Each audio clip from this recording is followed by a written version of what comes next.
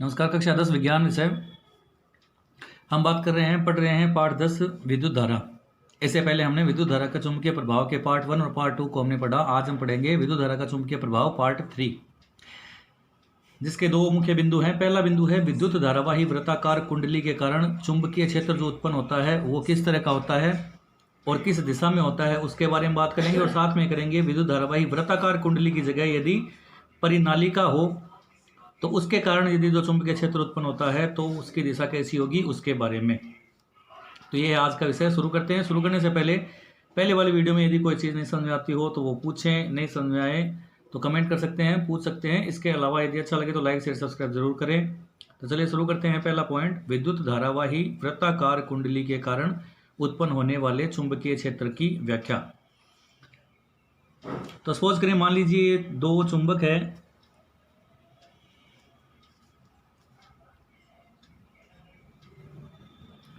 वृत्ताकार, जैसे कि नाम आपको पता है वृत्ताकार कुंडली है। अब इस वृत्ताकार कुंडली के सापेक्ष संकेंद्रीय वृत्त खींचते हैं, यानी संकेंद्रीय वृत्तों की रचनाएं होगी।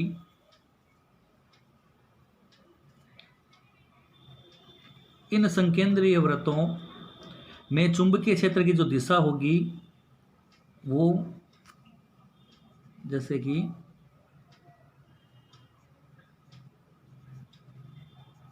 इस तरह से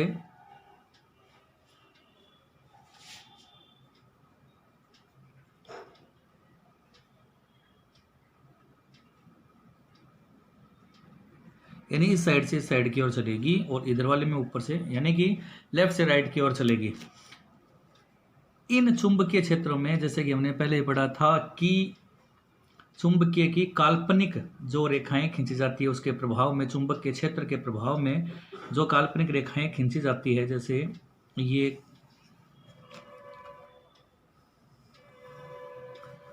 ठीक वैसे ही इधर भी इस कुंडली के आधार पे भी, तो ये इनका यदि हम मध्य बिंदु लेंगे, इन वृत्ताकार जो संकेंद्रीय वृत्त है उनके मध्य बिंदुओं के आधार पर ये जो परिनालिकाएं या वृत्ताकार जो कुंडली है, जब जब हम उसके समीप जाने की कोशिश करेंगे तो ये जो रेखाएं हैं वो अंत में एक सीधी रेखा के रूप में उत्पन्न हो जाती है, यानी सीधी रेखा बनती है जिसका उत्तरी सिरा और दक्षिणी सिरा रहता है।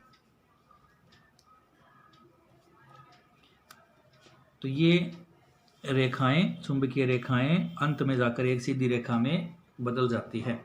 तो ये तो था चित्र। अब बात करते हैं होता क्या है लिखित में, यानी व्याख्या के रूप में। तो देखें, सबसे पहले बात करते हैं कि किसी विद्युत धारावाही चालक के कारण चुंबकीय क्षेत्र जो होता है वो दूरी के व्युत्क्रम पर निर्भर करता है। ये जो याद रखने वाली पॉइंट है वही आपको बता रहे हैं ताकि परीक्षा में लिखते समय कोई परेशानी न हो। चुंबकीय क्षेत्र जो होता है वो दूरी के व्युत्क्रमानुपाती होता है, यानी कि 1/दूरी इसके व्युत्क्रमानुपाती होता है। ये आपको याद रखना है। अर्थात कहने का मतलब, दूरी जब बढ़ती जाती है तो चुंबकीय क्षेत्र का मान कम होता है। ये कॉमन सी बात है। कोई भी यदि चुंबक लेते हैं, मान लीजिए एक चुंबक है, इसके पास जब हम कोई चुंबकीय चीज़ या लोहे की चीज़ जो आकर्षित होती है चुंबक से वो लेके आए, धीरे धीरे उसको पास लाने पर एक क्षण या एक स्थिति ऐसी आती है कि जब वह वस्तु, यानी जो मैंने पेंसिल पकड़ रखी है वो वस्तु अपने आप चुंबक से चिपक जाती है। तो यहाँ से यहाँ तक के लिए जो क्षेत्र अनुभव करता है वो चुंबक का प्रभाव, उसे हम कहते हैं चुंबकीय क्षेत्र। अब यदि मान लीजिए यहाँ कोई चुंबक है, इस चुंबक के क्षेत्र के रूप में या इसके यहाँ मान लीजिए चुंबकीय क्षेत्र उत्पन्न होता है, यहाँ यदि इनके बीच में कोई भी चीज़ आती है तो जल्दी से चिपक जाती है। और यदि इसकी दूरी बढ़ा दी जाए तो क्या होगा, चुंबक, ये वस्तु चुंबक से आसानी से चिपकेगी या नहीं। तो कॉमन सी बात है, जब कोई वस्तु दूर हो जाएगी तो वो चुंबक से आसानी से नहीं चिपकेगी, यानी कि दूरी बढ़ने पर चुंबकत्व या चुंबकीय क्षेत्र कम हो जाता है। तो यही बात है, चुंबकीय क्षेत्र दूरी के व्युत्क्रमानुपाती होता है। तो ये तो था पहला पॉइंट। अब इसके बारे में बात करते हैं कि इसी प्रकार किसी विद्युत धारावाही पास, यानी कि वृत्ताकार, पास लूप कहते हैं, पास कहते हैं, वृत्ताकार साइज होता है। तो जब किसी धारावाही पास के प्रत्येक बिंदु की ओर या प्रत्येक बिंदु पर उसके चारों ओर उत्पन्न चुंबकीय क्षेत्र जो बनता है वह, ये जो चारों ओर चुंबकीय क्षेत्र जो बनता है वह संकेंद्रीय वृत्तों के पास आने पर, संकेंद्रीय वृत्तों के केंद्र पर पहुंचते ही, यानी जैसे जैसे ये संकेंद्रीय वृत्तों के केंद्र पर आते ही ये जो चुंबकीय क्षेत्र है वह बड़ा, यानी दूरी बढ़ती जाती है तो क्या हो जाएगा, एक सीधी रेखा में उत्पन्न हो जाता है, यानी कि सरल रेखा प्रतीत होने लगती है। इस बात की पुष्टि या इस बात की जांच जो है वो दक्षिण या दाएं हस्त नियम फ्लेमिंग द्वारा जो दिया गया था, और हमने पार्ट 2 में जो पढ़ा था, पार्ट 1 में जो हमने पढ़ा था उसमें भी हमने ये जाना था कि उसकी सहायता से भी इनकी व्याख्या की जा सकती है कि उनकी दिशा क्या होगी, सभी की साउथ से नॉर्थ की ओर यानी दक्षिण से उत्तर की ओर दिशा हो जाएगी। तो लिखना क्या है, किसी धारावाही वृत्ताकार कुंडली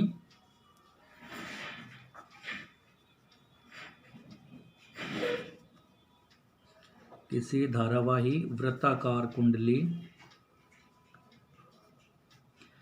जो होती है अपास जिसे कहते हैं, उसके प्रत्येक बिंदु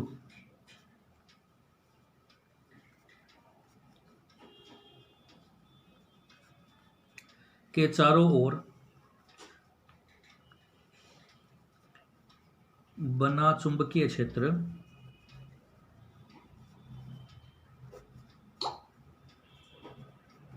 जो होगा, चुंबकीय क्षेत्र की जो रेखाएं हैं वो वृत्तों से दूर जाने पर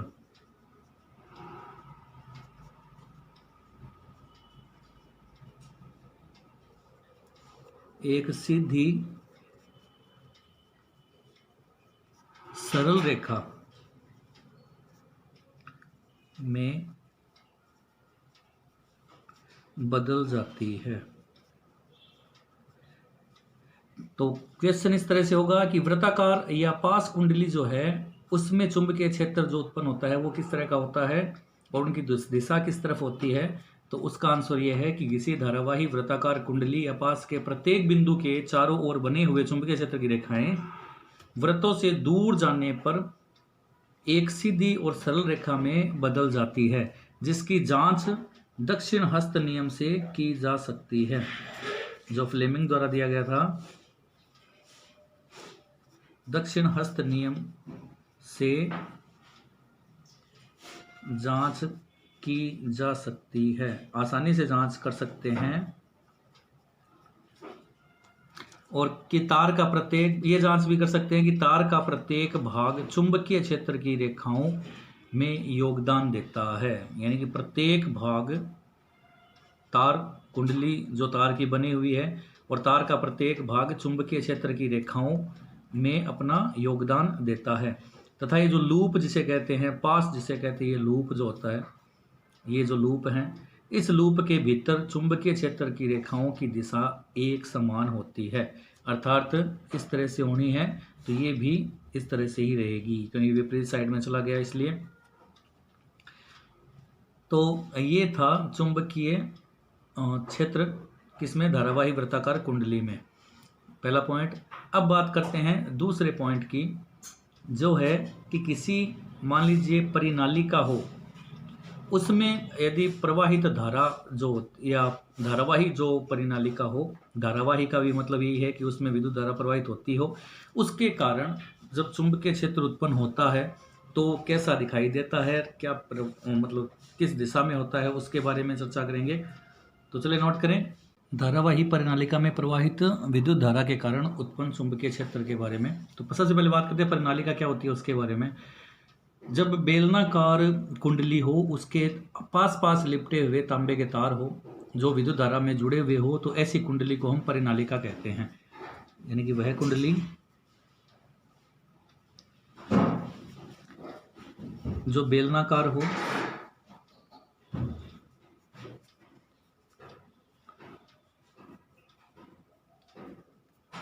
जिसमें पास पास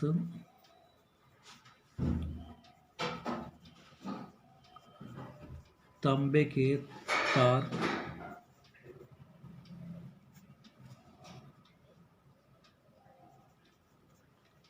लिपटे हुए हो उसे हम परिनालिका कहते हैं। जैसे देखें,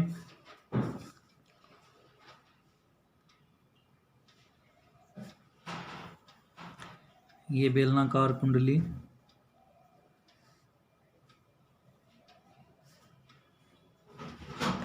इसमें जो तांबे के तार हैं वो पास पास लिपटे हुए हो तो उसे हम क्या कहेंगे, परिनालिका। और विद्युत धारा जो चुंबकीय क्षेत्र की दिशा जो है वो इस तरह से होगी,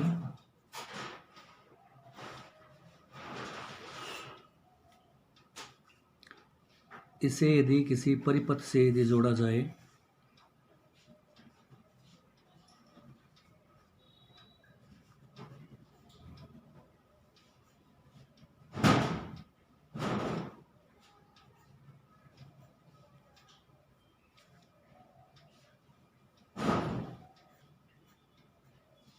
कुंजी या स्विच,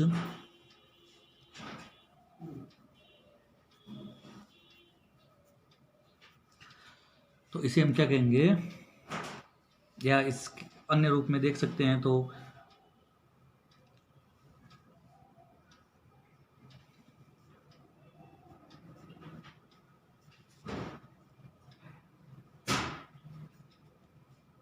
कुंजी या स्विच के रूप में। जैसे ये बेलनाकार,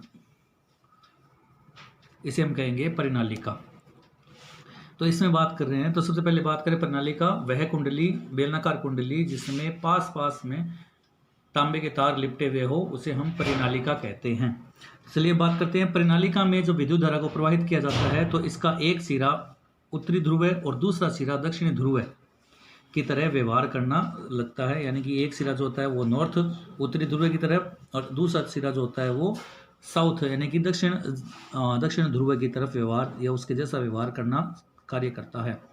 परिनालिका के अंदर चुंबकीय क्षेत्र, इस परिनालिका के अंदर चुंबकीय क्षेत्र जो होता है वो उत्पन्न होता है। जैसे कि मान लीजिए चुंबकीय क्षेत्र उत्पन्न होता है, तो चुंबकीय क्षेत्र होगा तो चुंबकीय रेखाएं भी होगी।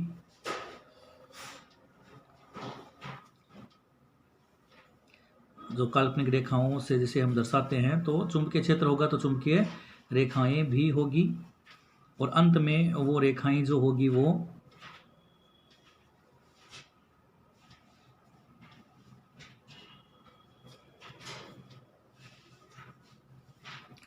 एक सीधी रेखा में भी होगी, जिसका एक सिरा साउथ और एक सिरा नॉर्थ की ओर होगा, साउथ से नॉर्थ की ओर। तो चलिए, जब परिनालिका में विद्युत धारा प्रवाहित करते हैं, इसमें जब स्विच को ऑन करते हैं, तो इसमें प्रवाहित करने के बाद जब विद्युत धारा चलती है तो एक सिरा नॉर्थ यानी कि उत्तरी ध्रुव और दूसरा दक्षिण ध्रुव के रूप में कार्य करता है। परिनालिका के अंदर चुंबकीय क्षेत्र की रेखाएं समांतर सरल रेखाओं की भांति होती है। अंत में ये सीधी सरल रेखा हो जाती है जो एस एन से दर्शाई गई है। अतः परिनालिकाओं के भीतर सभी बिंदु पर चुंबकीय क्षेत्र समान होता है। परिनालिका में विद्युत धारा प्रवाहित करने पर चुंबकीय क्षेत्र की रेखाएं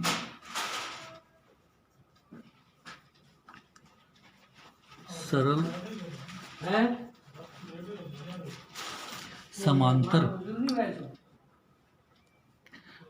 समांतर रेखाओं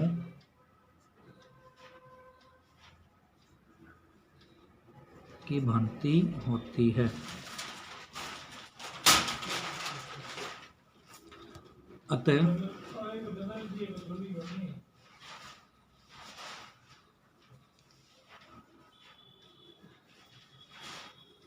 जो परिनालिका है उसके भीतर प्रत्येक बिंदु पर या सभी बिंदु पर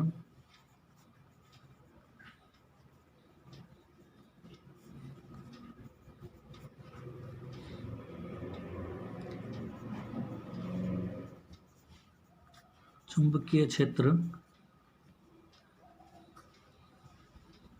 समान होता है। इसी तरह परिनालिका के भीतर उत्पन्न प्रबल चुंबकीय क्षेत्र का उपयोग किसी चुंबकीय पदार्थ जैसे नरम लोहे को परिनालिका के भीतर रखकर चुंबक बनाने में भी किया जा सकता है। इसका उपयोग है यूज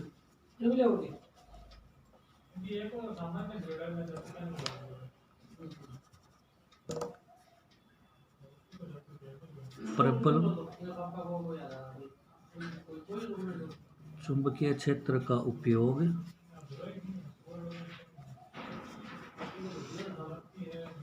नरम लोहे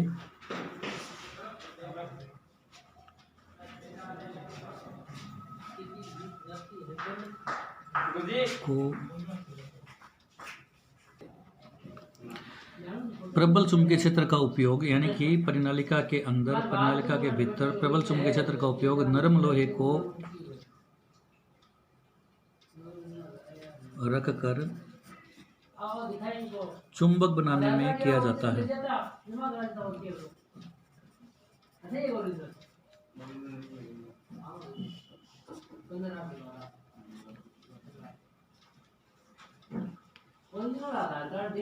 इस प्रकार बने चुंबक को हम विद्युत चुंबक कहते हैं।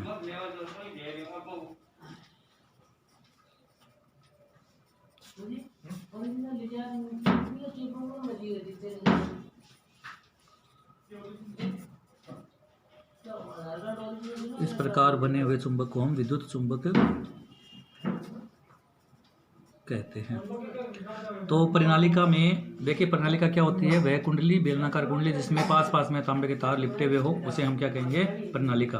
परिनालिका के प्रत्येक बिंदु में जो उत्पन्न चुंबकीय क्षेत्र जो होता है, उसमें जो चुंबकीय रेखाएं जो होती है वो सरल और समांतर रेखाएं होती है। एक सिरा दक्षिण ध्रुव का काम करता है, दूसरा उत्तरी ध्रुव का काम करता है, और विद्युत धारा की दिशा जो होती है और चुंबकीय क्षेत्र की जो दिशाएं होती है वो विपरीत होती है, और वो साउथ से नॉर्थ की ओर होगी।